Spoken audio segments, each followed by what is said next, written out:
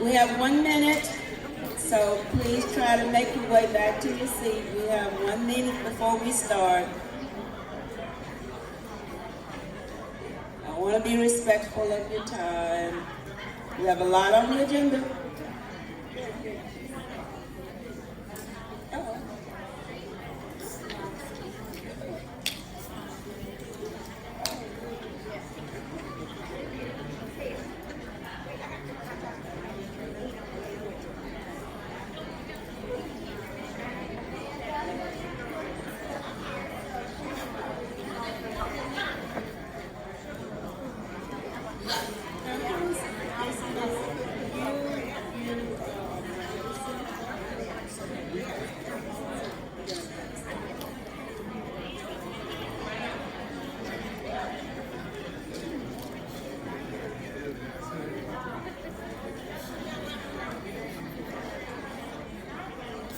Okay, we're getting started, so please take your seats.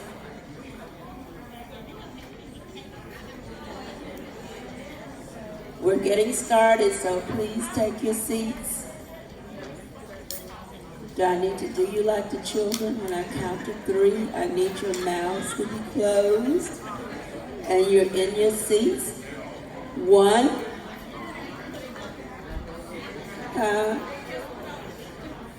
Oh, sorry. They just put out the cookies. Okay, you got 1 minute to get a cookie. Get a cookie and then come sit down. I don't want to stand in the middle of your sugar rush. So I need you to be paying attention to Jane and Jason and Amanda. So get your cookie.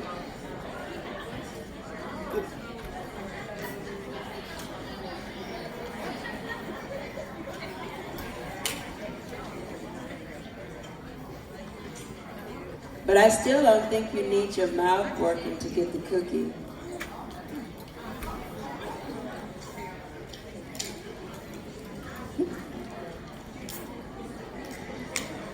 Okay, you've had your minute to get your cookie. Now silently get that cookie and come back to your seat.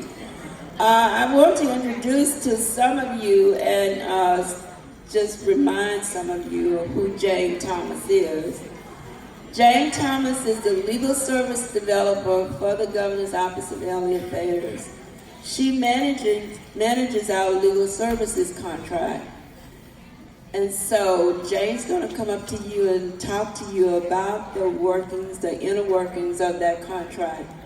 We also have introducing to some of you Jason D. Asbill, who is the head of the Louisiana Guardianship Services. And I know that's something that's really a last resort for our seniors to put them under guardianship. But you do need to know what's available, and guardianship is something that is funded through the Governor's Office of Elderly Affairs. And then we'll have Amanda Smith, who's our legal counsel, will come up and talk to you. So they will proceed in that order.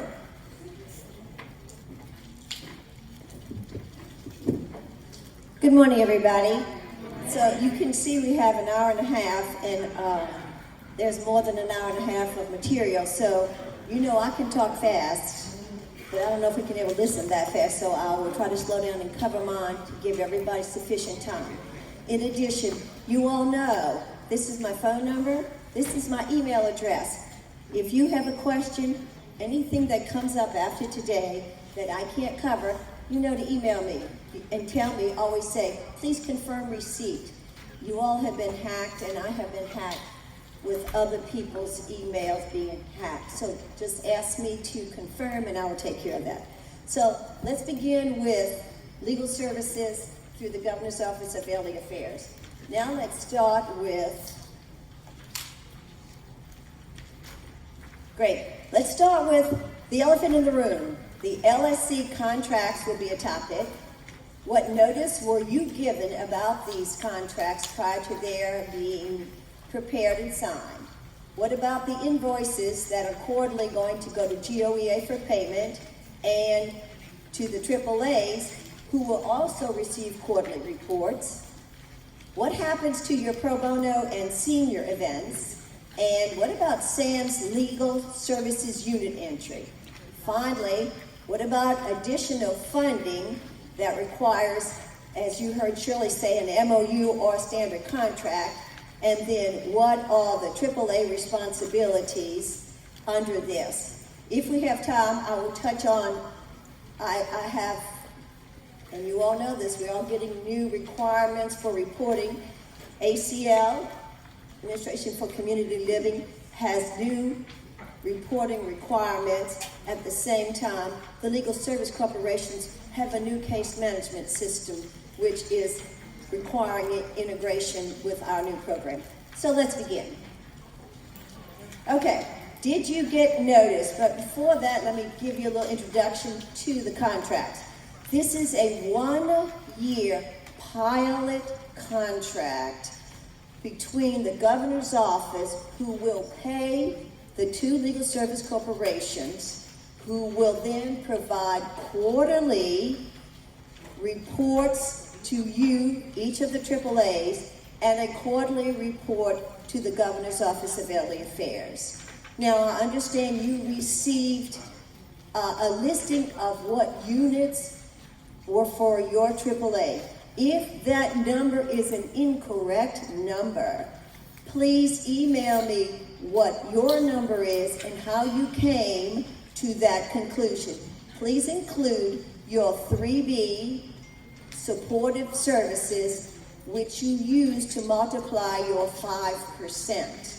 And then send that to me, and I will be happy to look into it. Now, remember always, the LSCs are so happy to get any additional funding. And as Shirley says, we will either do a standard contract or an MOU. But the additional funding that you've done in the past, if you have done that, let me know that as well. Okay, because they want to continue that. Some of you folks were so nice, wonderful, gave them some ARPA money or Title III money for grandparents and that sort of thing. And now that would just require an additional MOU. The new rate is $80 per unit. Many of you had a lower rate than that the last 4 years. But what generally happens here and across the country, because that's usually how I get some help on how this works, we ask the legal service corporations, I ask them, what is the minimum that you can provide a unit of service for the next 4 years? Because once they give me that number, like now it is 80, it doesn't matter how high the cost of living goes. Nothing matters. They will have to provide you that service for that unit price. Some of you had left, some of you were close to this, but they will go, the executive directors go back to their accounting folks and calculate what it costs them to have a lawyer with benefits, 401ks or whatever pension they have, and the building and all the insurance and everything else, including malpractice insurance that they provide. So that is the new number. It is 80.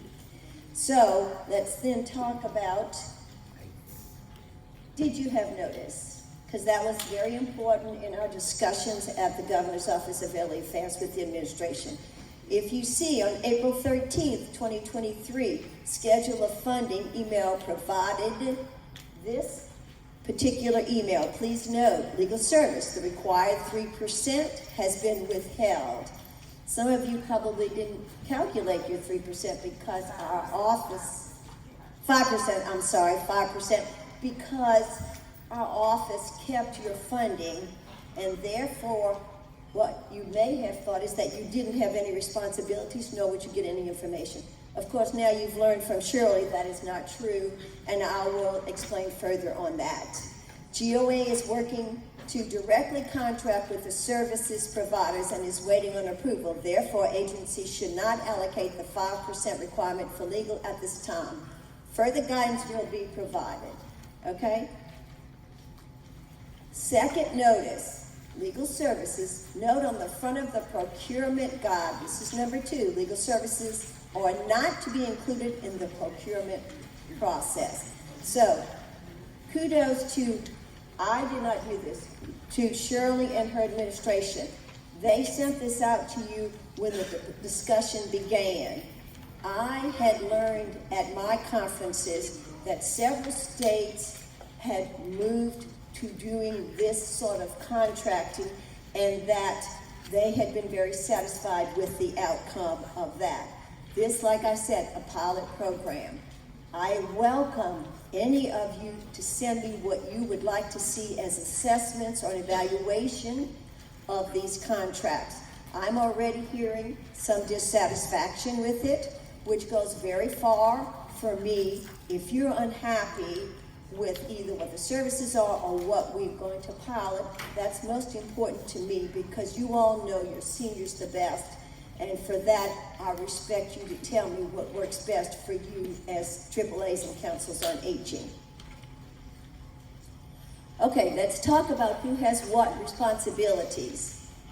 The LSCs will quarterly invoice the Governor's Office of Elderly Affairs, and the Governor's Office, after they review that, I will review it, the administration will review it, and then upon that, those quarterly invoices will be paid from GOEA.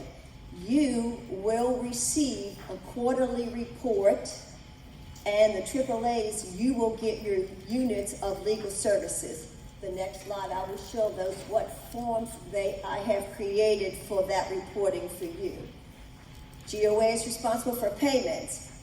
Still, the AAAs are always responsible for marketing legal services on the website, in your newsletter, in your newspaper, in your Facebook pages. I have looked at almost everybody's Facebook page. I have looked at your websites, and I often find those that have trouble using all of their 3B funds, they don't have as much obvious notice about this free service for their seniors as some of the others. And you all often know, a lot of you, your money is spent in the first half of the year. By December, many of you are already completely out of funding. And as you may remember, part of the reason the Older Americans Act said they wanted us to contract with the legal service corporations is because they find other funding to help our seniors. We do want to serve those in the greatest social and economic need, as Derek discussed. And remember, I found this hard to explain to some seniors. They can assist you, but they are going to ask about your income, not for the purpose of providing or denying services, but for the purpose of finding other funding sources for our seniors. Their budgets are $3 and $4 million a year, with so many other contracts on housing, disaster, mortgage reformation, evictions. If they can use another funding source other than the 5% 3B, you'll see they do that. If you reviewed all those non-part prime reports they sent you every quarter, you would see what all the different case types were, and you would see they also provided all the legal services for non-3B funded services too. And that was part of what I required, so I would let us know what the demand that seniors have that our 5%, isn't even reaching. Legal service flyer. I am working on this. I went to a conference and I am developing one that I will email all of you that you can distribute at everywhere that you want. You can always have it on your website. You'll be able to put it in the newspaper. You'll be able to put it in your newsletter. And you can make it available at your meal sites. And it will have the general information of who they can call, what's the criteria about. You have to be a senior, and what case types they cover and do not cover. We talked about the additional funding. If you find when you look at the numbers that you did give any kind of additional funding, let me know, and I'll be happy to help you out with that. That will also just be reported with all of the other. You will not necessarily have to receive a separate report. Now, this is a sample quarterly AAA 3B report. This is what you will receive every quarter from the legal service corporations that provide you legal services. Whatever the parish is, the contracted hours, how many hours have been expended, what is the percentage, what are the billable hours remaining, what's the total contract, and what still remains to be unbilled. This is really the most important thing for you to know, at least so you know how much funding is left after each quarter of this fiscal year. This is what the Governor's Office of Elderly Affairs is going to receive. I developed this one using all of the ones that I could. For just an example, we will be able to look at this and actually calculate how much is unbilled, how much are the contracts, and what are the billable hours remaining. This is so helpful to me so I can follow up on what are the issues and what are the problems that the providers are having in getting clients. They need your help to get the clients. And if your clients are unhappy with the services, this has been out there years ago, but I have developed a waiver of confidentiality form that I can give you. If you give them that and they sign it, that gives the legal service corporations the right to let me inquire what happened with that service, that it was not, our senior was not satisfied. Sometimes it's that they don't like the law. Now, we all know, most of us don't like the law a lot. I mean, this happens to us every time we go to traffic court. How can that be the law? And then the police officer stops you for speeding, and you're saying, I had to get, as one woman said, I'd rather get a ticket from you for speeding than be late for my mother's lunch. You know, you don't want to screw that up. But there are lots of discussions and disagreements with the law. And if that is the issue, I'm happy to find that out and let you know. But let me know. I'll give you the form.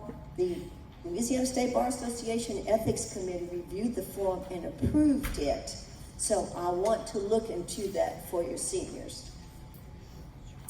Okay, let's talk about SAMs. SAMs, it looks like in the past you've always had to report to SAMs monthly. Now you will report the units from that quarterly report you receive. She thinks I'm talking to her. You will do it quarterly instead of monthly from that report you receive. I have spoken to both of the executive directors of the legal service corporations.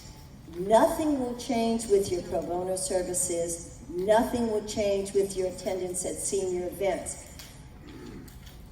I think, is it SLLS has, no, the justice buses are now, I think, with Acadiana. So call them. Both have told me they've already reached out to all of you, and if they haven't, they've already started their Ask the Lawyers again. And they can, because of the level of service that the new reports allow, can get credit for answering legal issues individually at the Ask the Lawyers. Not the education part, but the individual advice that they give during those sessions. So reach out to them. And if you have a problem, call me, email me. You know I'm going to get on that, because we have to get our seniors who don't even know they have a legal issue the assistance they need. Okay, now I'm going to talk about this just a little bit, but before I do that, I want to mention a couple of other things that I heard about today that I wanted to follow up on. Number one is that I was on a CLE last week, and the Louisiana State Bar has developed so many online free legal resources that I am committed to developing a 1-hour training for all of your staff and you at your senior centers, ADRCs, staff, meal sites, to help seniors who can go online and learn everything, but also use the friendly. There are kiosks in many of the courthouses now where you can complete your own forms. All of these things are available, and so I will be preparing an online legal resource training for all of you, and I will let you know when it's ready for you all to attend. Now let's talk about boot camps.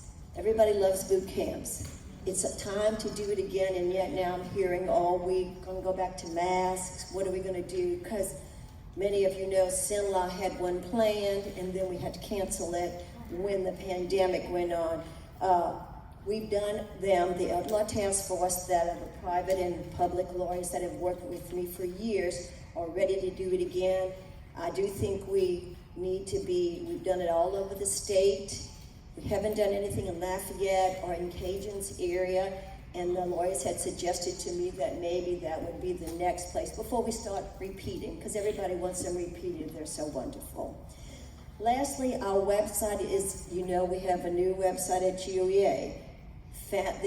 We, through some funding, were able to develop 6 family curated videos.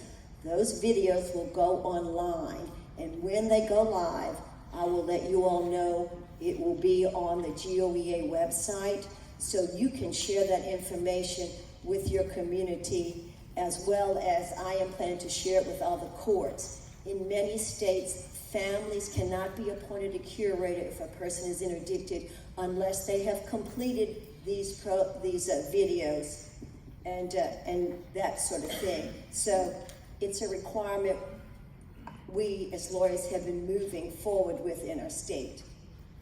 Okay, real quickly, legal assistance, the definition for the new ACL reports are legal advice and representation by an attorney to older individuals with economic and social needs, and can include counseling, appropriate assistance by a paralegal.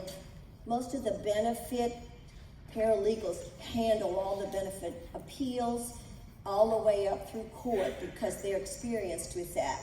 It can be a law student under direct supervision, counseling, or representation by a non-lawyer. We do not do that in Louisiana. Now, the report. There is a new case management system that the legal service corporations are already using, and I am desperately trying to catch up with having our program developed so we have the data we need, not only for our own report, but for your quarterly report. That is a priority for me. They're the usual data elements you know about, lemon household, zip code, rural or urban. What is your case type, whether it's a single family household or multiple, that sort of thing. Race, ethnic, gender, poverty. Those are the ones I can think of off the top of my hand. ACL already is using it. The reporting period, of course, you know, is October 1 to September 30th. Many of you didn't like my old reporting form that we did. This one will be a little more efficient. I hope to have it as soon as possible, but I don't have a date for it. Okay, legal assistance is a restricted service, which means simply we'll never be able to reveal their names. We've all been through this. It's difficult for you all not to understand the confidentiality, but that's essential under Louisiana law. Now, the case types. So this I want to spend just a few minutes on. The case types are only on closed cases, and there are only 9 acceptable case types. Only 9. So I want you to see these. Income includes Social Security. That's pretty easy to understand. Healthcare, Medicare, Medicaid, VA benefits, Medigap disputes.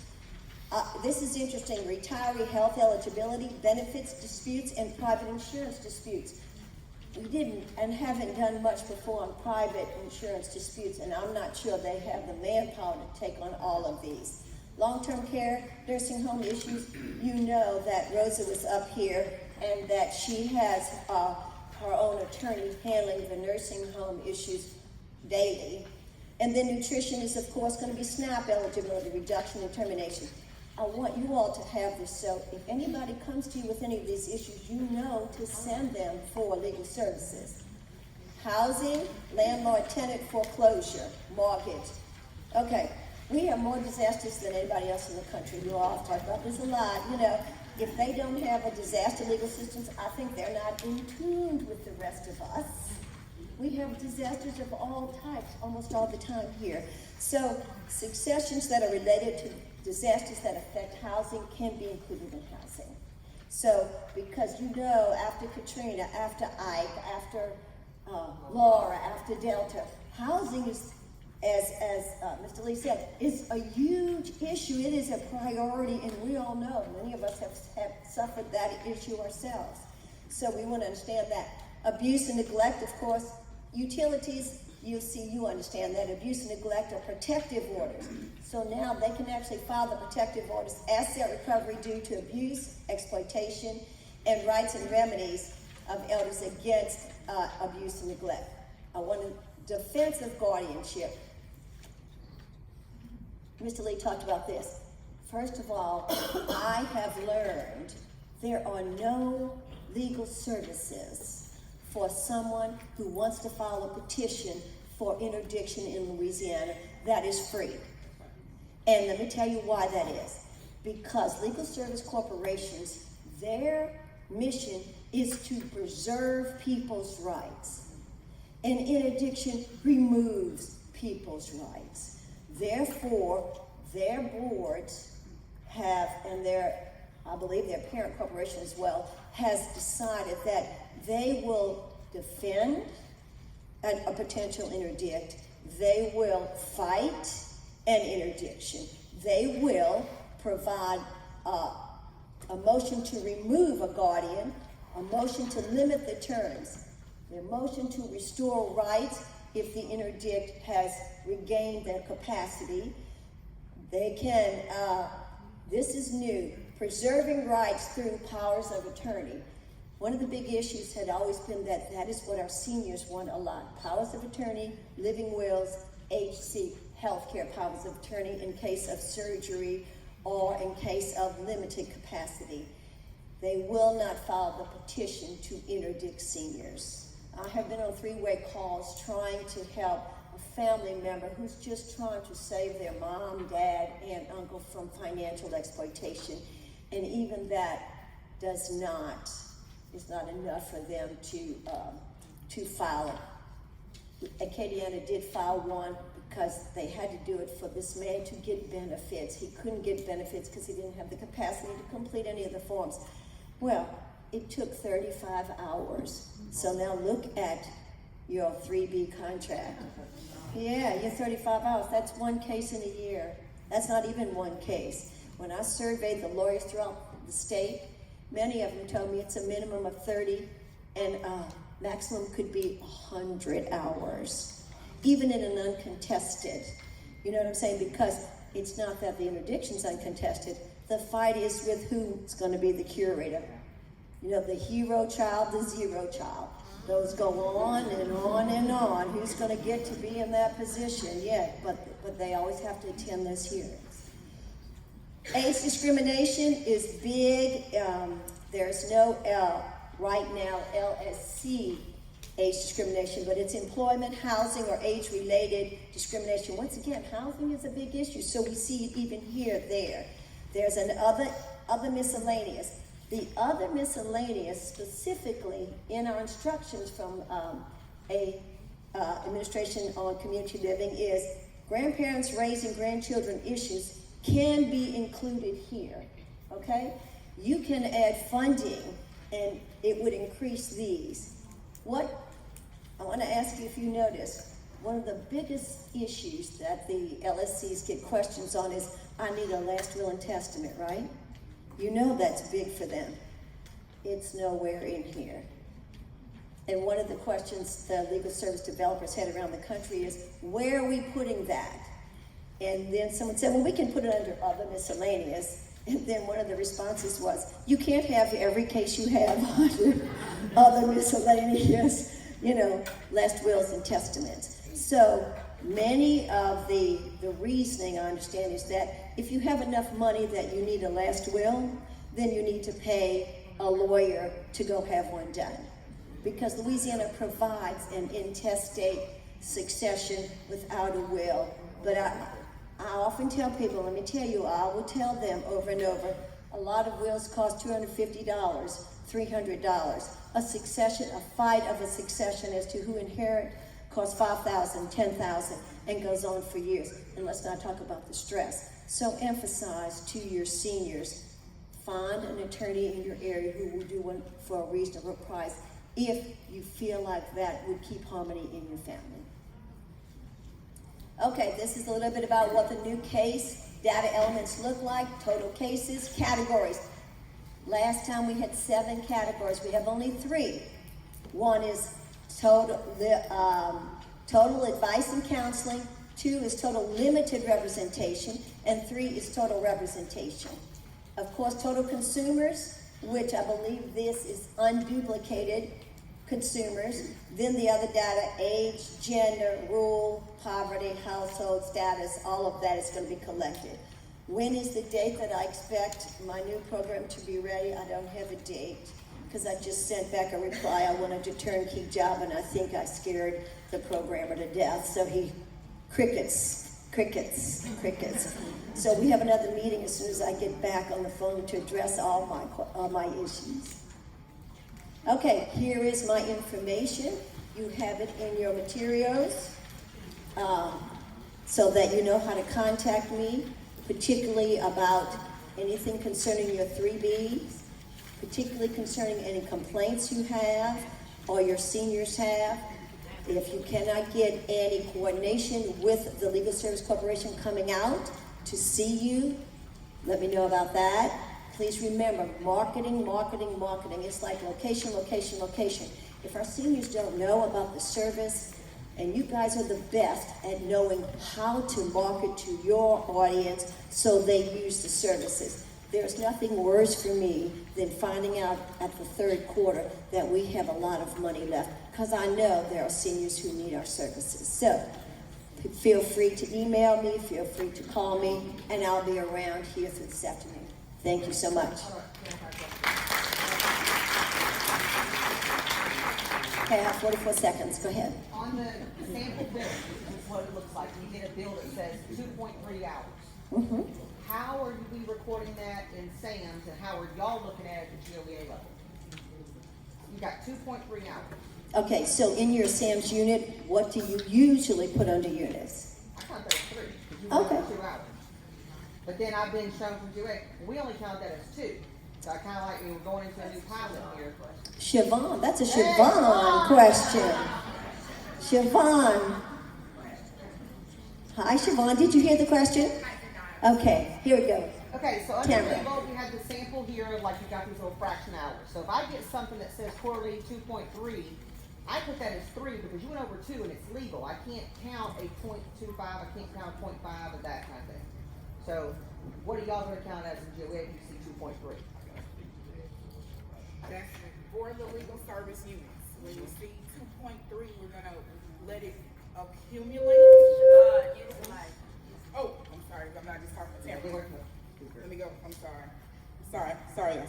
Okay, for legal service units, they're going to accumulate the hours and stop at their endpoint. So you need to put in there when you're putting in the 2.3. We would do it the same as we were doing at GOEA also.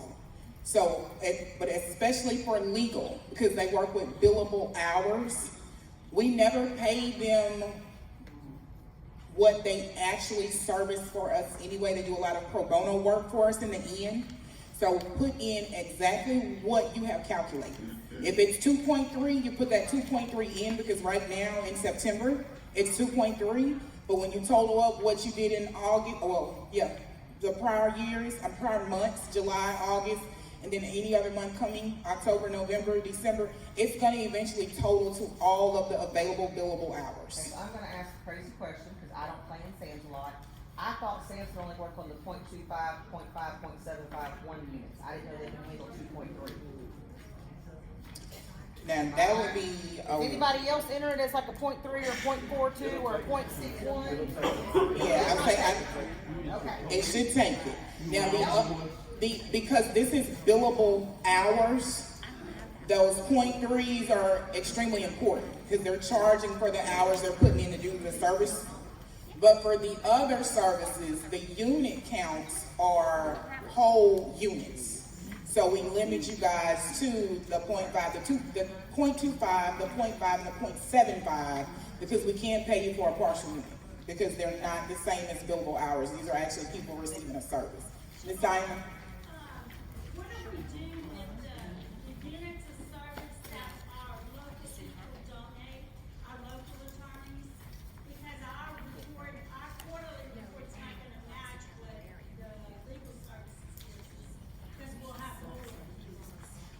So do you want us to put that, just put it in there, knowing that it doesn't match? Currently, how we're set up, we allow for extra units to be input in the Wells Guide just to track. Those legal service units that you're referring to will not go into our ACL reporting because they're not provided by a person that's in the legal service developer system. Make sure I get that right. So you put them in like you've been doing until we get further instruction on how Wells Guide has remapped the entry for legal service units and any other service that we have where you're doing in-kind units, just so you can keep up with them. But I will make a note that we need a sub-service for local level legal service provisions because inputting them still gives the federal government the understanding that we are underfunded in that area. Because for the past 2 years, I've gotten 0 from the services. So I'm thinking I'm gonna go back and redo my number that I'm projecting, because I usually don't get anything, but the local people do something on a monthly basis. So my units of service are net. Just for Cameron. This is specific to Cameron. I'm addressing only this question for Cameron because it is a consequence of the hurricanes they've experienced in that area. Diane, you're going to continue to do what you're doing. And the way we are piloting this program, it is to address issues that we experienced in your parish. In other parishes, we may experience it, but definitely for the Cameron and Calcasieu parishes, the pilot program should handle taking care of units that are seemingly going unused. It's the way we've designed the pilot program to take care of that whole scenario.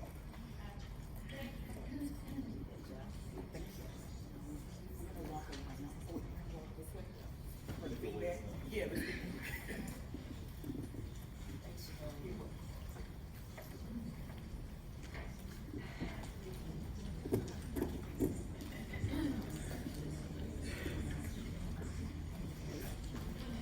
Good morning. So my name is Jason Asbill. I'm the Executive Director of Louisiana Guardianship Services. Ms. Shirley gave you kind of a brief overview about what we do. We provide interdiction, guardianships, and curatorships, is the term in Louisiana.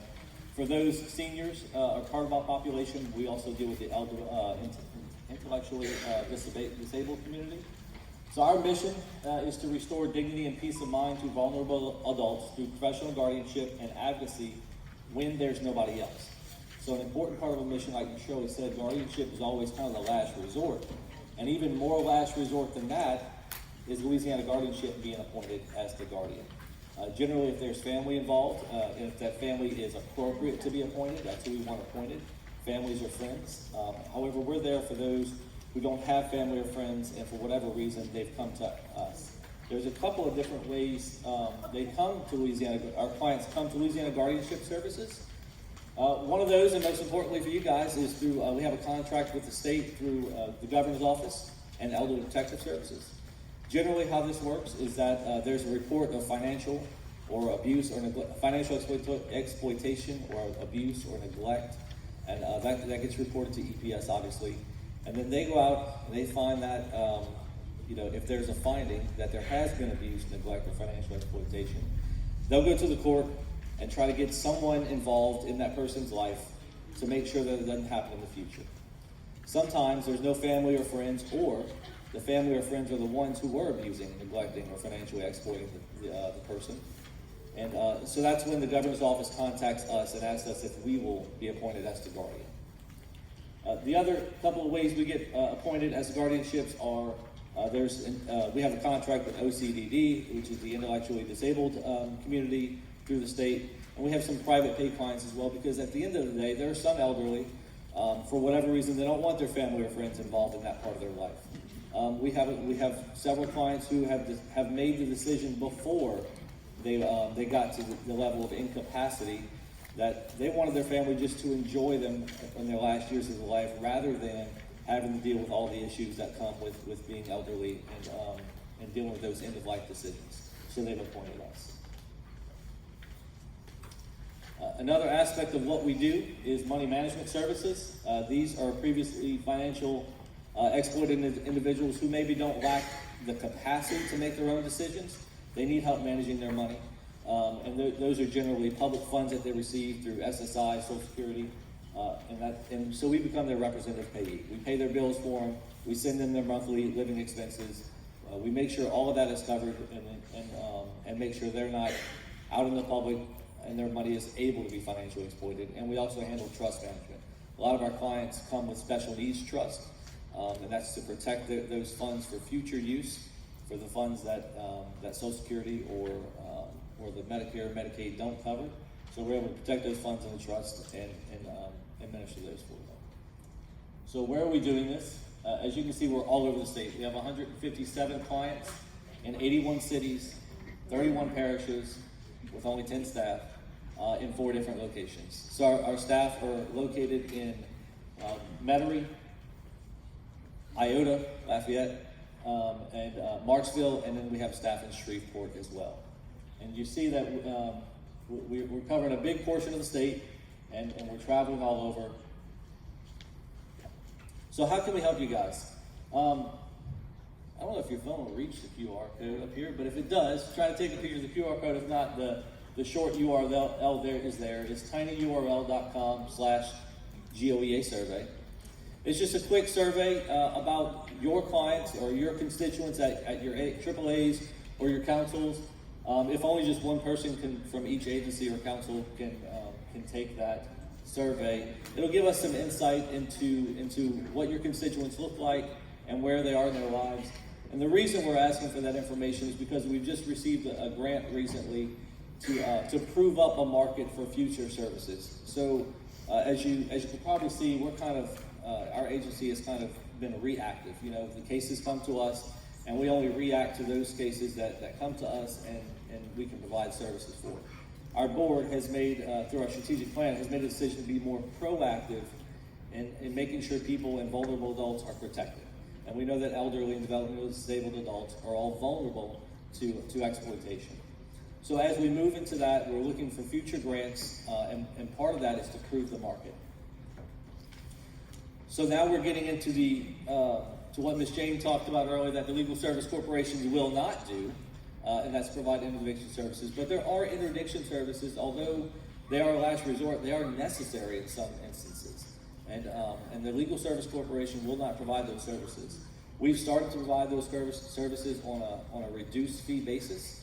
So for those families who maybe can't get into the Legal Service Corporation and don't have enough money to go hire the traditional firm or attorney, we've started providing interdiction services and attorney services for those uncontested interdictions, both in the interdiction and also uncontested in the appointment of who the curator is going to be. We've done several of these already. They've been successful. And I think this, in conjunction with Ms. Jane's, the family curator videos that the Elder Law Task Force has worked on, will provide a better safety net for our elders and our developmentally disabled to make sure that they're not exploited in the future. Sometimes interdiction is not the answer. In fact, the law requires us to look for less restrictive means to protect our elderly and our developmentally disabled adults. And so if that's not appropriate for a case, we'll then filter them into other areas where they can be protected, such as powers of attorneys, becoming representative payees, and supported decision-making agreements, which is a new area of the law. And also making sure that their end-of-life matters are in place, and doing the wills and estates and things like that to make sure that they're at the end of life, they're not exploited either. And I'll be real quick. So at the end of the day, our board has come up with a vision statement. We have a mission statement and we have a vision statement.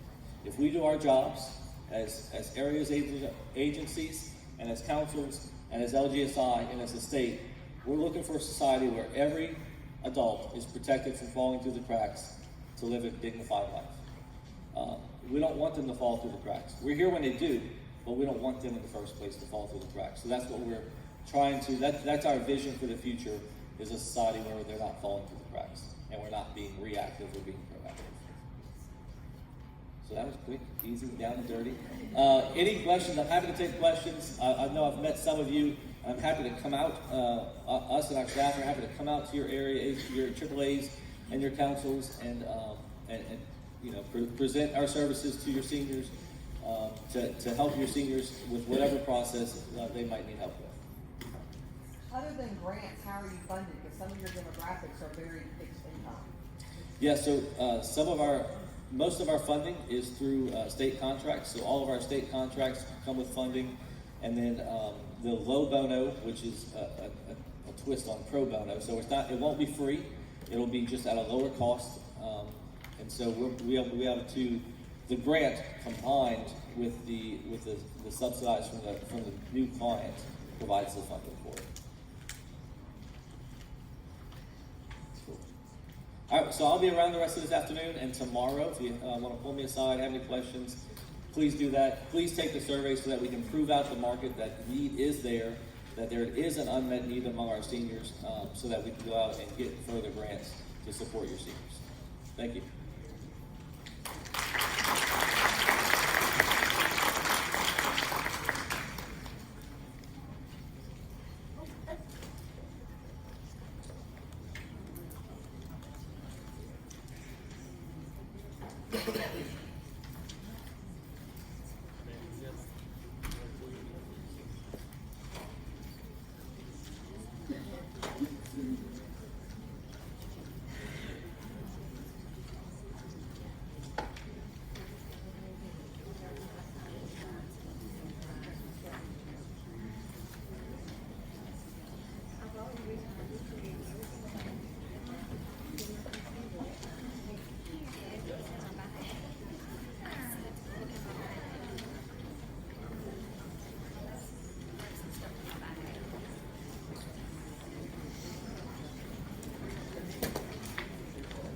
Good morning, everybody. I believe it's still morning. I'm Amanda Smith. I'm General Counsel at the Office of Elderly Affairs. I've been there since about 2017. Paul Colon was there before me, and he was the original General Counsel, and I think he was there for 25 years. So it's been interesting to come in after him because he set the standard, which was high, and everybody knew him, and you know. Great personality, smart guy, handled everything at Elderly Affairs. And then for a while, my job actually went back to the Division of Administration. And just before Ms. Shirley came on board, I moved over permanently to Elderly Affairs. So I advise the agency on human resource matters, anything that the agency needs. I do a lot of work with Elderly Protective Services, which you've heard a little bit about. I've worked with Jason with guardianship services. There's certain things that arise in EPS cases where the elder just doesn't have sufficient protection from family or doesn't have family to take care of them. So in limited cases, sometimes we will do an interdiction and get Jason involved to be the guardian, the curator for them. And I can also do a protective order at certain times with an EPS case to remove an elder from an unsafe home. And I know a lot of times the service workers in the homes, sometimes members of the councils or the area agencies on aging, can be the reporters in those EPS cases because you all have closer access to them. You know when something's wrong with someone, your meal delivery services. Sometimes that's the only person that those seniors see. So that's a great resource and boots on the ground, availability for us to know what you need. Most of my interaction with the councils is I will come and do board trainings. So my main purpose today is to ask you to give me a call, email me, and I'll come do a training at your individual boards. Every council's different, everyone has different needs.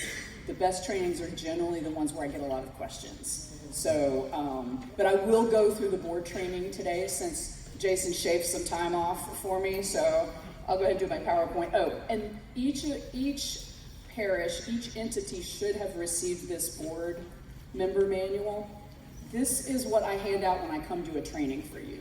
So as directors, if you wish to copy this, before I can get out there and do the training, you can give this to your board members. This is exactly what I'm gonna bring. And then I think in your folders, you may have the printouts of my PowerPoint. And I'm gonna give, my email address should have been on this first page. I forgot to go back and add it. It's amanda.smith4@la.gov. Can you send this to us in a, so we can print it ourselves? Yes, I can also send this material in an email to y'all, so you can print it. Yeah, it's a good thing to have. And a lot of what happens is I'll come do the training, and then as you get new board members, the board members kind of train each other too. So this is a good tool for everyone to have. Yes, ma'am. The manual that you put in our packets, has that been updated from the last manual that was sent out? Okay, so she asked if it's been updated. This manual here, the main manual, has not been updated in a while. Siobhan and I have actually talked about, making some updates, but no, it's been pretty consistent for the last few years. Then some other things in that book, I have a sheet about who's responsible, board versus director, and how that goes. We'll go through that a little bit.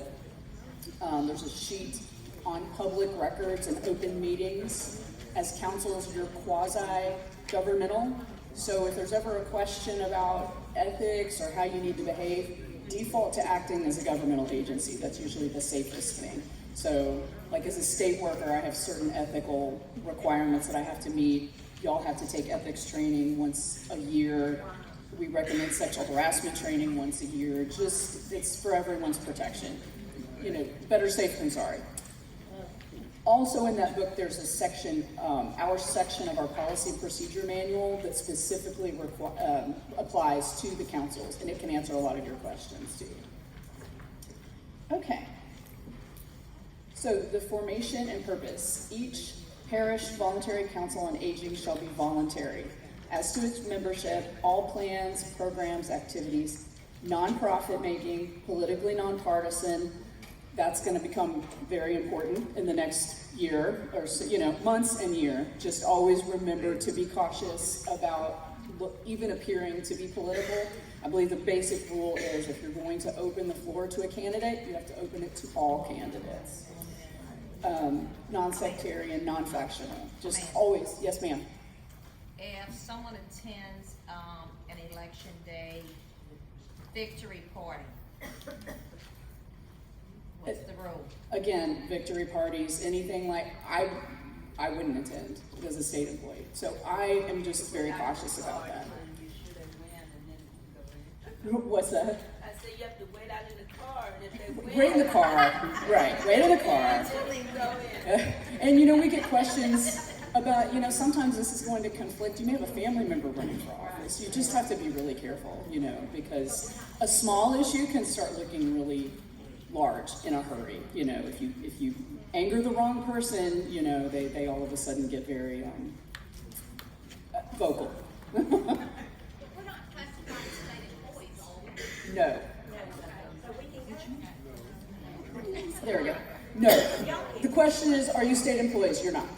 But I guess my advice is just, if you have a question like this, kind of sometimes you need to pretend like you are. And we have a sheet that I know Angela sends out to us just to remind us what you can and can't do. And we can send that to you. It's good advice for everybody. Yes, ma'am. What's that? The PowerPoint, yes. Yeah, we can email it. Actually, I think we talked about putting it on the website. It's going to be on the website. Yeah.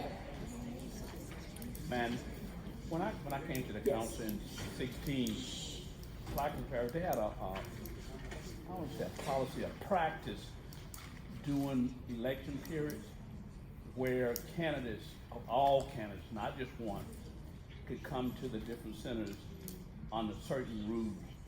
And I've carried that on under those certain rules. For example, they couldn't leave pamphlets, they couldn't put pamphlets on the walls and stuff like that. and most importantly, they knew that none of the my four council could participate or sponsor or support a candidate. What a person does on his or her private life is a business, but as an agency, we didn't support a council. Right. We don't now either. Right, yes. He's just saying it's important for the council not to again, even give the appearance that you're supporting, one candidate over another. But I believe it's pretty frequent for councils to have forums, where you can get information from all of the candidates. But also, as a general rule, on anything, councils have a policy and you follow your policy, and that protects everybody as well. So it's always good to have, a set procedure. Here's how we handle it. We handled it this way last time. We're doing it again this way. So. Excuse me. Yes. I have a question. We're going to embark on trying to get a millage. So, with that said. The millage question. Yeah. Can we, as employees of the council, campaign for that? We would probably want to get more specifics on your, the millage, some councils have them, some don't. A lot of times we get questions, we really don't deal with your millages much, so we might want to just, and get some opinions on exactly what's allowed and what's not, because I know we've had questions like that before. Can we put a sign in front of the council? I know we've dealt with that before. So if you'll get with me later, I'll see if I can get you a better answer. Okay. The functions of each parish council on aging shall comply with the objectives of state law, governed by the policies and regulations by the Office of Elderly Affairs, some of which are in our policy and procedure manual, which is in your board manual. And upon review and recommendation of the LIBA board, they meet quarterly and they give us guidance. They approve Ms. Shirley's report. Charters are issued by the Secretary of State upon approval of the Office of Elderly Affairs. Each council should collect facts and statistics and make special studies of the conditions pertaining to employment, financial status, recreation, social adjustment, mental and physical health, or other conditions affecting the welfare of the aging people in the parish. Again, look around the room and how varied the state is, and what the needs of each parish is, and what some councils have a millage, some get involved in certain things. So just know the needs of your people and the wants and what they're interested in. Keep abreast of the latest developments in these fields of activity throughout the state and nation. I always love coming to the LANA meetings, the Lakota meetings. You all are usually on top of things that are happening, and you're very aware of what's going on at the legislature, which is always interesting.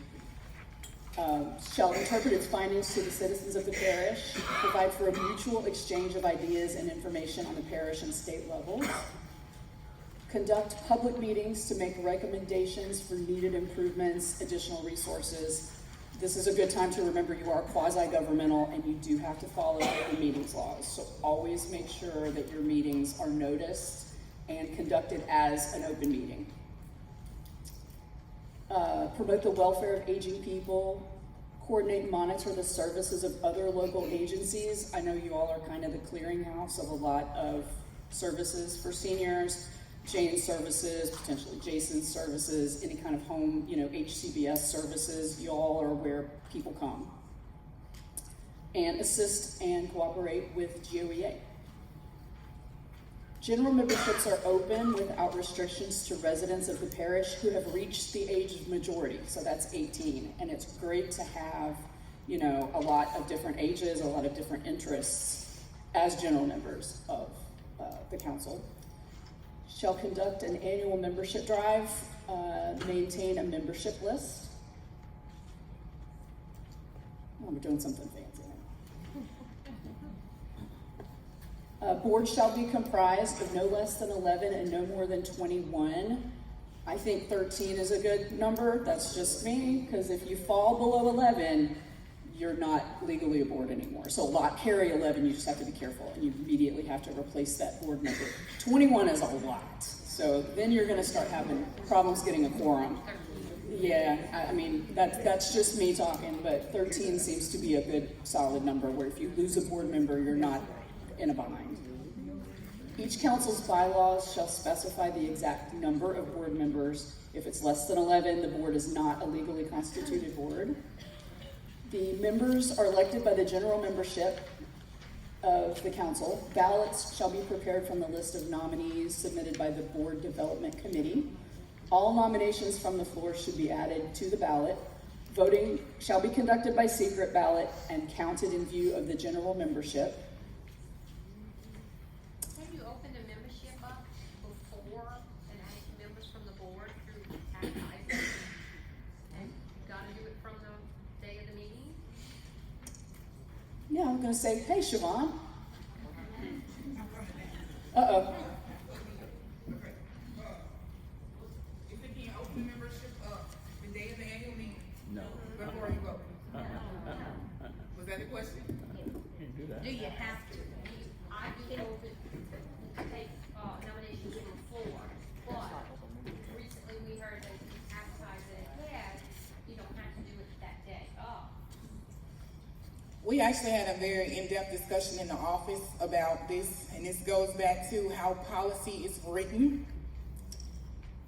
If someone asks you, technically the way policy is written, it says you must close your membership rolls 14 days Before the annual prior to your annual meeting. Right. So the day of your annual meeting, your rolls are back open for membership to be requested, applied for, and earned, which means they can be a nominee from the floor. So, Then what's the point, Clyde? Okay, yeah, what's the point? Yeah. of closing the rolls, manipulating the board. Board nominees are selected by your board development committee. They have been vetted, they have been approved, they have been presented, so you know their names on the ballot. But you still give the general public the opportunity to become a member of your board before and after, just not within the 14 days immediately before your meeting. However, they must be, if they must fill that category, like if it's an elected official from our bylaws, it has to be an elected official, can't just be anybody. Nominee from the floor? No, that's not right. That's not it. So if that's the only seat you have coming up, then they will kind of be just preparing themselves to be available the next time a seat comes empty. But that's why it's staggered, and you must always have at least 3 members that are up for election, or three seats that are up for election every time you roll in. I say 3 to 4, so I'm not mathing correctly up here, but we have a 1/3 split.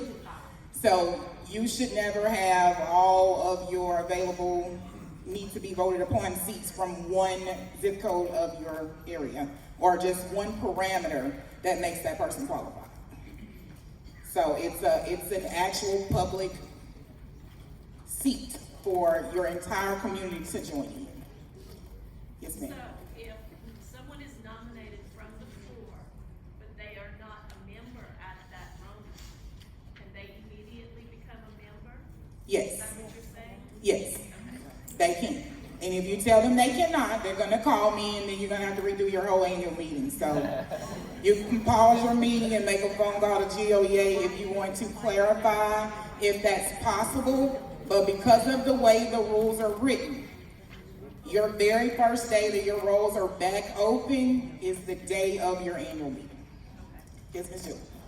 So if somebody, and we almost had this happen last year, if somebody who is nominated from the floor actually is voted in, can you go through the whole vetting process that we've done on all of our other board members and perhaps find them not, qualified, not worthy? Thank you. You can't do that. There are no rules that say you cannot qualify to be a member of the board other than not living in the parish That's right. and not being age of majority. That's right. So there's no use in vetting them at all. That's right. That's right. So they're voted from the public. That's the whole point. Remind me, because Michelle was taking care of it, so. Nominated herself. I had one too. I asked Michelle, can she do that? She said, yes, she can. She was elected to the board, but she had ulterior motives. She was an elder attorney,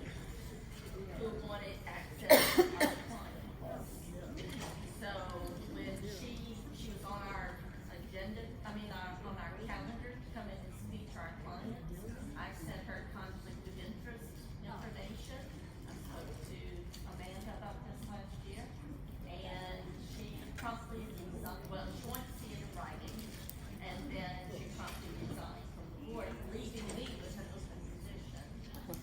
And it will happen. The rule in our policy states that board members are not to do that. So that person immediately violated the rules for board members. That is not something they're allowed to do at all. So whether they politely remove themselves quickly or the board had to go through the steps to remove them, that's what would have happened.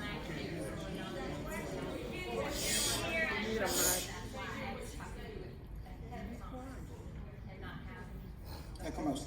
There's no way around it. You must be able to, you have to be, it follows parliamentary rules. That's probably the only thing that'll save them. You have to be nominated, you have to accept the nomination. Now, my parliamentary people in here let me know, can you nominate yourself and accept yourself? And well, then that's some, you have to, because you have to accept the nomination. So if you're essentially nominating yourself, then you got to accept your own nomination. There's a second emotion. Okay, so that's the language I'm looking for. Someone, because there's always protection within the way policy is written. Okay, from the federal level on down, every state policy we follow was written on the federal level. We just took it and inserted Louisiana, made it apply to our state, tweaked it a little bit, but you don't want to be too stringent and too detailed. So the saving grace for Becky, what would have happened, or Darlene, which one of y'all had that? Both of y'all. Somebody would have had to second that nomination for them to actually end up on the ballot as a floor nominee. If they don't get a second, they're not on. So they They're can not. nominate themselves, accept the nomination, but there has to be a second. There must be a second.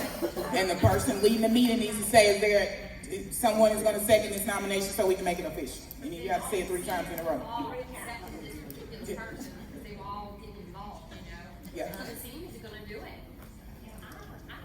Then you have And to they- have them marked on the ballot. I did, And you gotta yeah, collect I the did, ballot. yeah. Oh, you went and wrote it? See, last time I had that, I had them, you now have here's your ballot. ballots in their hand, and I Yeah. told them to write it in, and Yeah. that's it. I had seniors who were like, I ain't writing that in, I'm just checking the ones that are printed. The mayor got kicked off because they wanted the sheriff, and I was like, oh boy.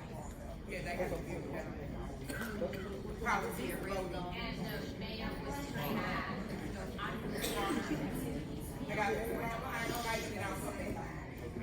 I'm sorry. Illegal if somebody who is not a member can be nominated when they don't have a vote. Because the day of the, I'm sorry, I was going to talk loud, it didn't work. The day of the meeting, your rolls are back open for people to apply for membership. By that group, that way it follows, that means that anybody that wants to vote can, they're open again on the 15th, so why close it? That goes to parliamentary rules. You got to have 14 days for somebody not coming there. I'm sorry. That's what I'm coming from, is the fact by parliamentary procedure, if you're not a member, you can't participate in the membership meeting. Well, see, the general membership meeting is for anyone to participate. If you're not a member, you can't vote. Yeah. But if you're not a member and you put in for an office, you don't have a vote. And it opens up then, you can't kick out people who didn't apply 15 days before. It's gotta be the same for everybody. It is I'll say this. We should look it up. All year long, except 14 days before that annual meeting, anybody 18 and over can come into your council on aging and apply to be a member, a voting member of your council on aging. The rules for this procedure, as far as board members being placed for an organization, only require the 14 days immediately before you hold that meeting that the rolls be closed. There won't be any changes to the 14 days. It's a vetting period.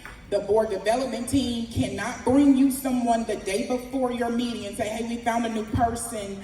We want to make them a member. They need to be on the ballot. That person has to wait until the day of the meeting. If somebody's nominated from the floor that is not a member, then they can't participate. They can't, but because the rules say that they don't say you can deny them membership, you have to stop and enact their membership right then. Okay, that's fine. Yeah. You have to do that. Then why do we keep the people out for 14 days before? That's just the way the rule is written. I can find you a revised statute on it, but it's not gonna change. It gives you guys time within those 2 weeks to get you all your paperwork in order, your annual report, so no one's stopping and saying, hey, we need to talk about it. Maybe the secretary needs to review the roles, but Amanda and I will find it and we'll set it up. But here's the thing. We had a very in-depth discussion about this exact topic that we're talking about, and y'all know my rules. If don't nobody ask about it, don't talk about it, except for me and Amanda, because it causes a problem. They're not gonna get that deep into it with you, so don't magnify it any more than what we know it to be a thing. Because I also will tell my difficult people that want to join the board and manipulate my process, are you aware of your fiscal responsibility? If something goes awry, your house and all your other fellow board members' houses, and anything you say for your great-great-grandchildren are going to the IRS. I promise you they won't stay. They won't stay. They won't think hard on it either.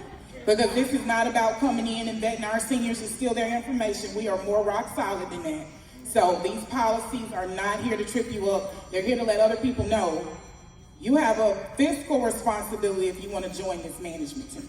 And it's not telling me how to spend the money that we get from GOEA and the state and other funding sources. It's really your own efforts put forth to make sure the funding we do get is spent correctly by selecting the right employee. And the only employee is the director. So I know sometimes it gets a little convoluted when it comes to the specifics of it, but we dug deep, y'all. The way it's set up is the best way to have it set up. And there are gonna be some people that manipulate it, but they're not gonna know what we know. And even if you forget, you just run a scenario to me and say, it's okay, because she'll be gone. She's not gonna get any clients. She's gonna be blacklisted. She's gonna lose a little business, but she'll redeem herself when she comes back and donates or provides pro bono services, because that's not the way you join the board. That's not fair. And we always talk about scamming and keeping our seniors aware of what's going on. So.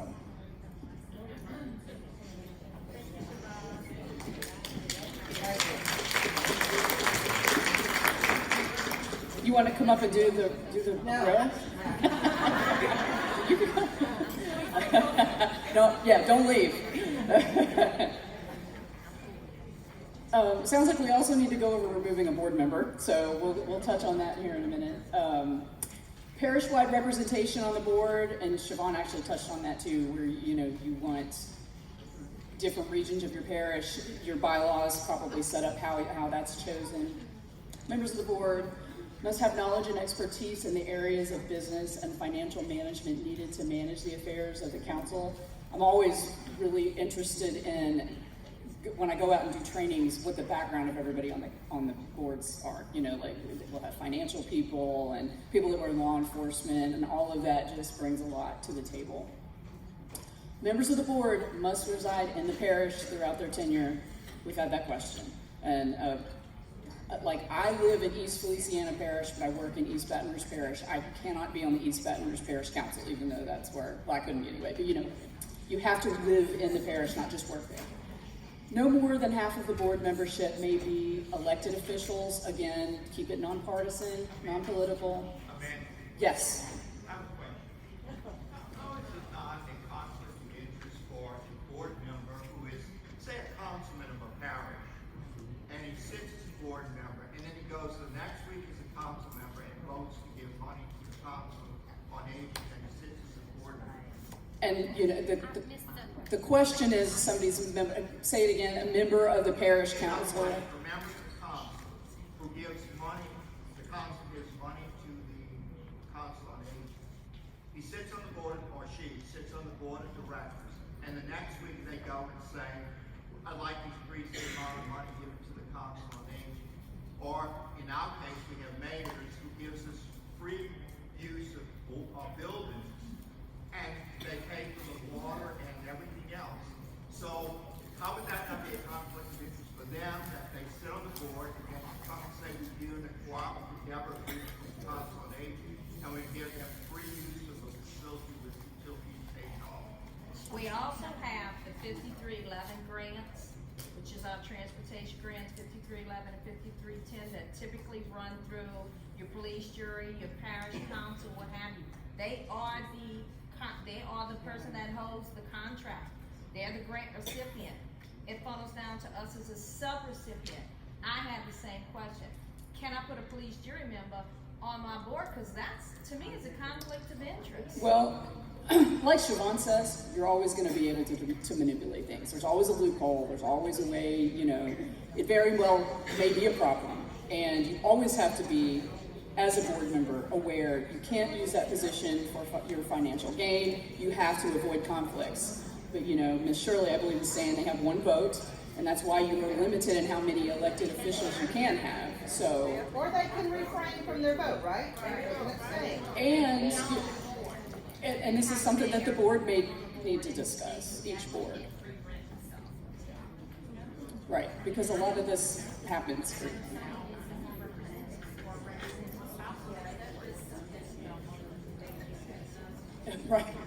Right. Kind of like Siobhan says, maybe don't ask too many. See, I should have just left it.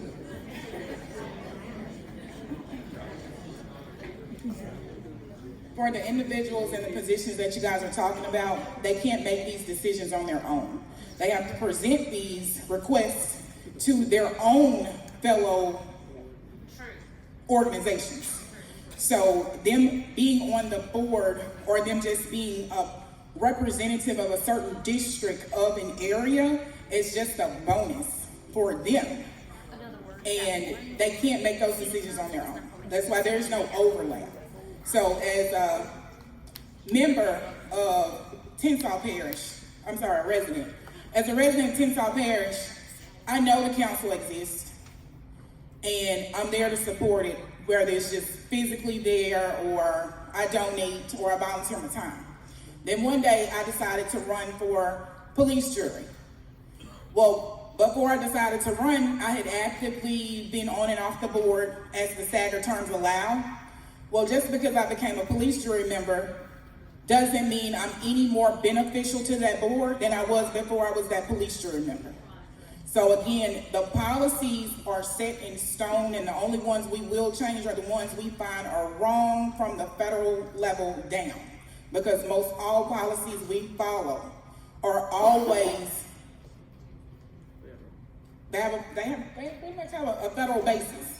Like, it's just been, the world's been going on so long, there's not a policy here we can deep dive and unpack and figure out something was wrong that they didn't already know was wrong and they put in a fix. So that's where, and I've looked at this from different angles, from y'all's funding, the state level allocations, all of these things.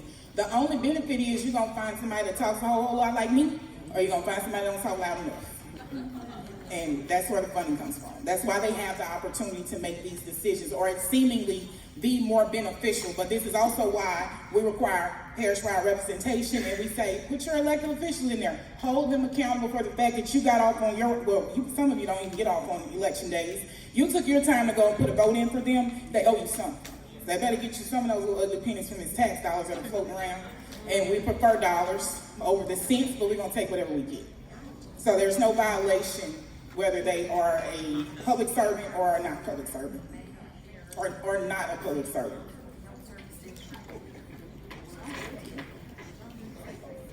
Yeah, closer.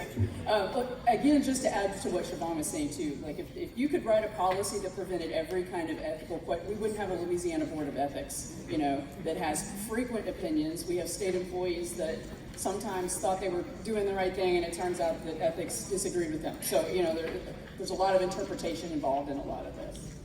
Absolutely. So, as an elected official in Mr. Al's area, I know exactly what he's talking about. So, as an elected official that sits on other boards, not any council and agent boards, you should absolutely use that to your advantage. The main concern regarding a conflict of interest between an elected official and the board they might sit on is if they were to benefit financially personally. That your council is benefiting from an elected official sitting on the board is not an issue. The main concern is that the elected official is not benefiting financially or in some other way.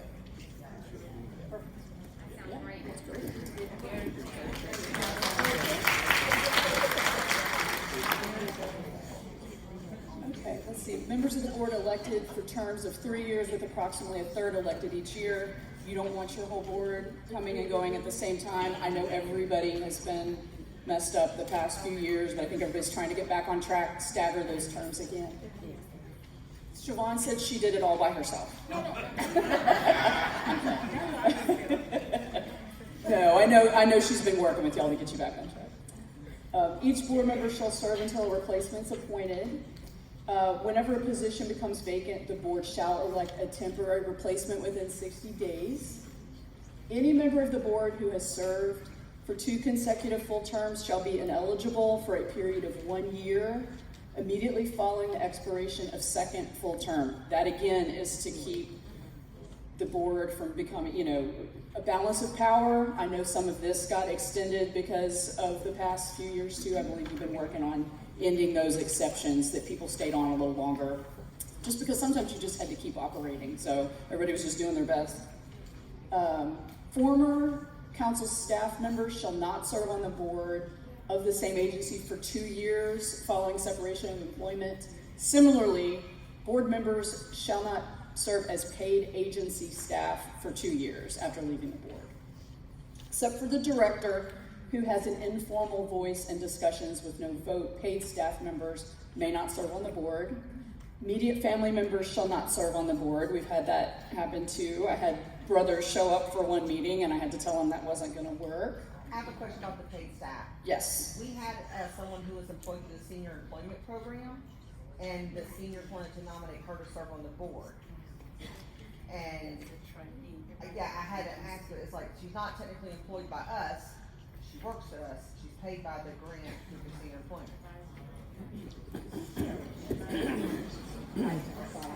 Yeah. So we literally just had this happen, and where we had it happen, it was a complete conflict of interest.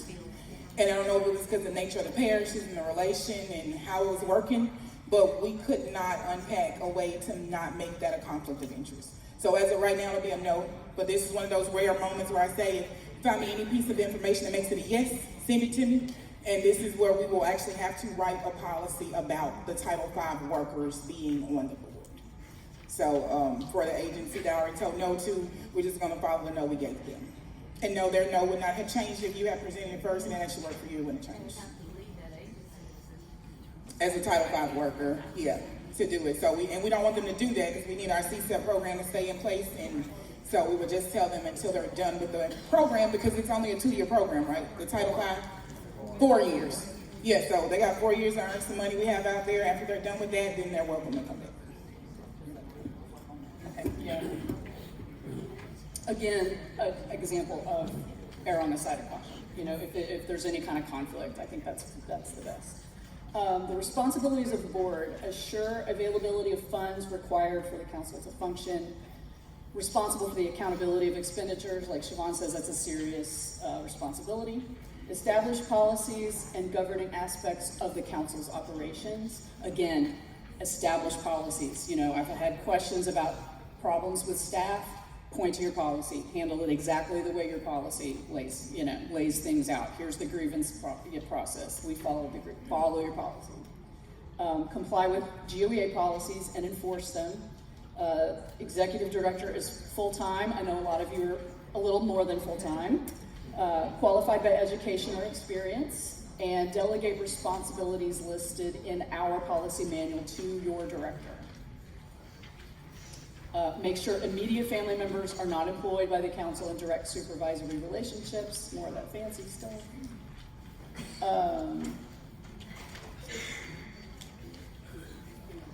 Yeah, it's getting a little crazy.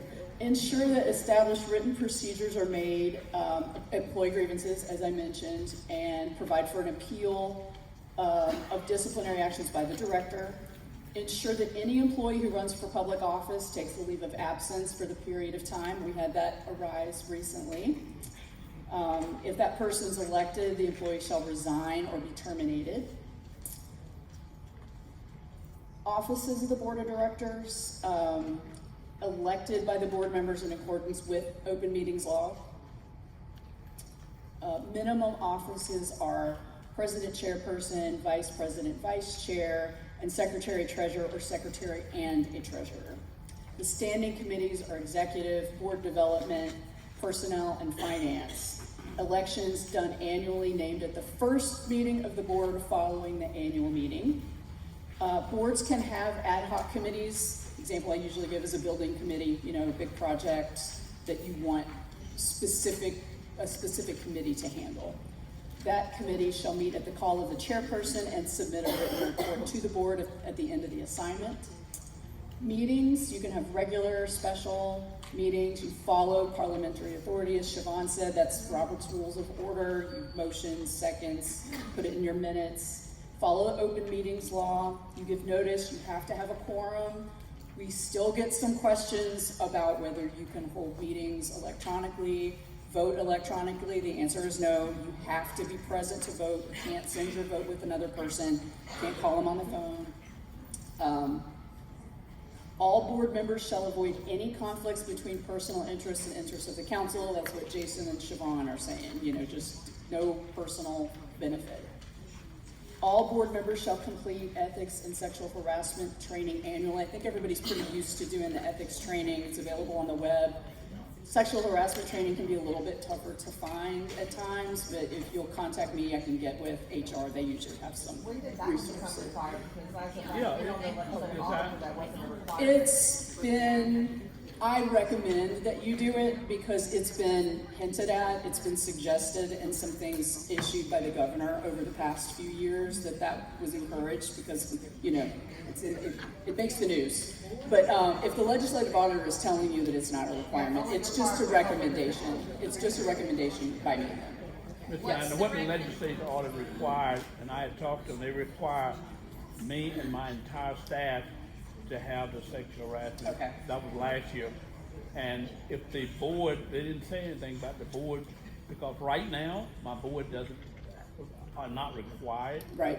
So are you saying I need to revisit that? Well, like I said, it's a recommendation, and we really, a couple of years ago, I thought it was going to be a requirement, so I put it in here. I was like, man, I really recommend it. But you know, if you and your employees are taken care of, and you have that answer from the legislative auditor, you know, they would be the ultimate answer. It's not required in our policy. So, Amanda, he wants to know the question.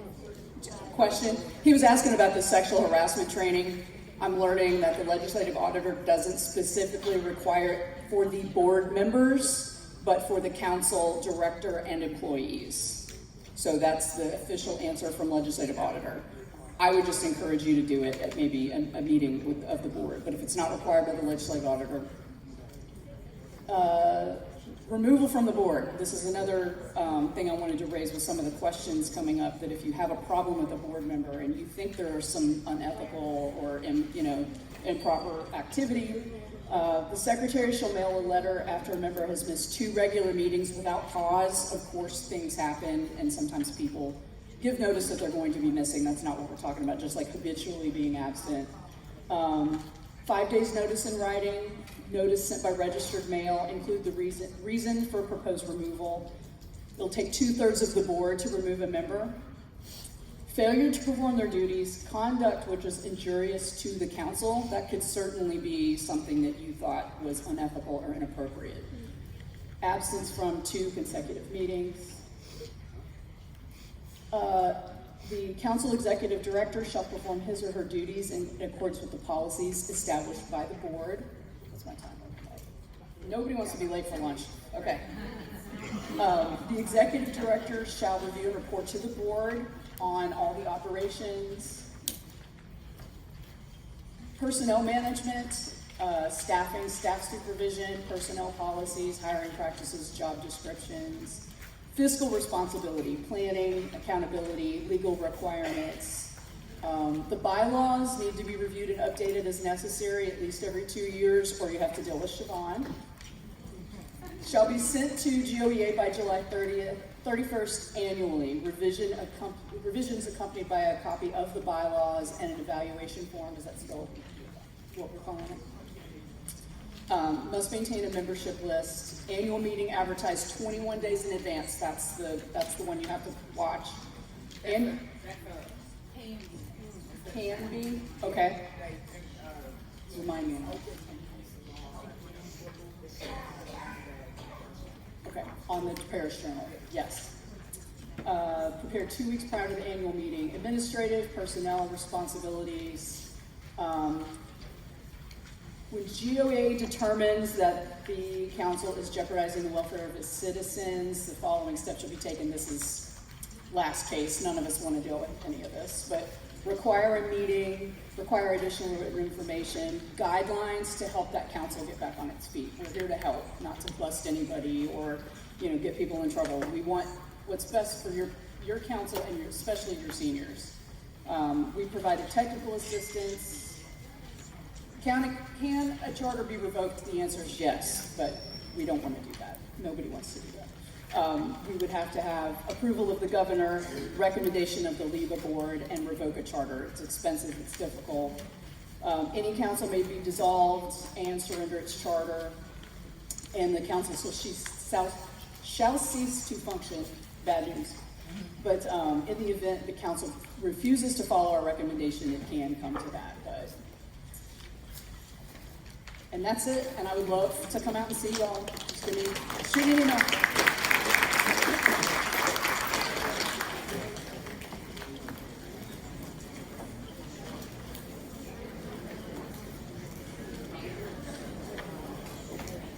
Okay, let's give Amanda another hand. Y'all were not too hard on her, so thank you for that. And thanks, Siobhan, for stepping in. Lunch is gonna be, I think they've already set up the buffet style out there. And I got called on the carpet yesterday for not praying over the food. So Mr. Gordon, Tommy Gordon, would you come up and bless the food for us, please?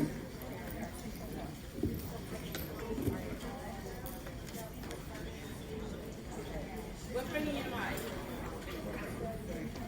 Let's just stand, stretch, and then watch them do that. Go out. And it's buffet style. All right. First of all, we want to say thank the Lord. Let's bow our heads. Gracious Father, we just give you all the glory and the honor and the praises. For we know that we cannot do the work unless you inspire us, O God, and innovate us, O Lord, to do what is righteous before you.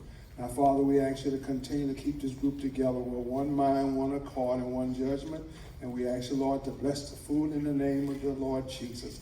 And we give it all the glory. Amen. Amen. Amen. Enjoy your lunch.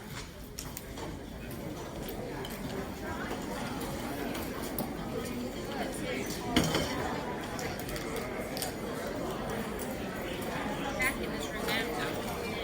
No, we don't. Right now.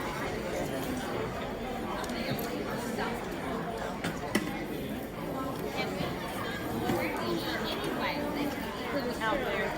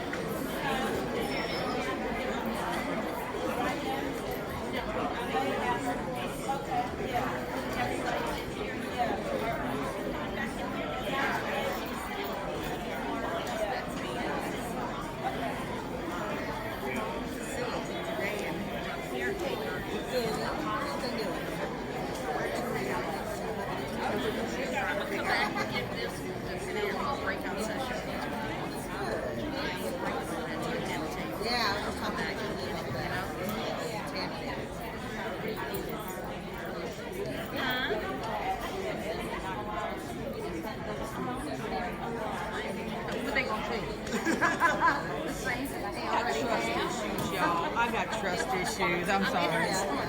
If you won't bring it, but I'm leaving. I got zero. Trust me, nobody's going to take it.